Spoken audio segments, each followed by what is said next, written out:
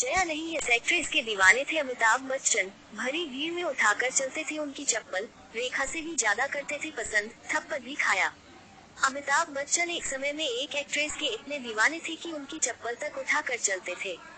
एक बार तो आलम ये हो गया कि इस एक्ट्रेस ने बिग बी को थप्पड़ तक जड़ दिया। वहीदा रहमान के फैन थे अमिताभ बच्चन। अमिताभ बच्चन बॉलीवुड में दौलत और शोहरत के उस मुकाम पर पहुंचे हैं, जहां पहुंचने का सपना हर बॉलीवुड स्टार देखता है। ये बात और है कि उस मुकाम तक पहुंचना तो दूर की बात, अब तक कोई उस मुकाम को छू भी नहीं सका है।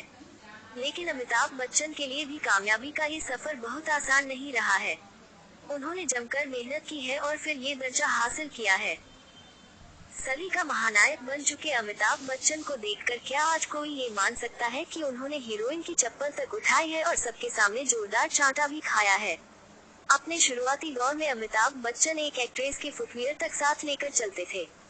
ये एक्ट्रेस थी वहीदा रहमान।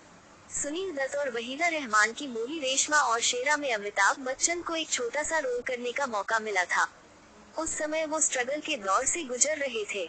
इस फिल्म के एक सीन में वहीदा रहमान को तपती धूप में रेगिस्तान में जाकर बैठना था। उस समय धूप इतनी तेज थी कि फुटवियर तक में पैर जल रहे थे और वहीदा रहमान को बेयरफुट सीन करना था। जैसे ही सीन ओवर हुआ, अमिताभ बच्चन पूरी भीड़ के सामने उनकी चप्पल लेकर भागे थे ताकि उनके पैर न जले। इसे वो अपनी लाइफ के खास मोमेंट में से एक मानते हैं।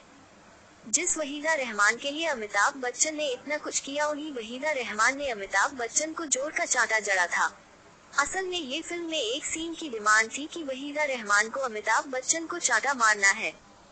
डायरेक्टर चाहते थे कि एक ही टेक में शॉट ओके हो जाए, इसलिए चांटा असल में ही मारना था। उन्होंने अमिताभ बच्चन से कहा जोर से चांटा मारूंगी, और सही में उन्होंने अमिताभ बच्चन को जोर से ही चांटा लगाया था।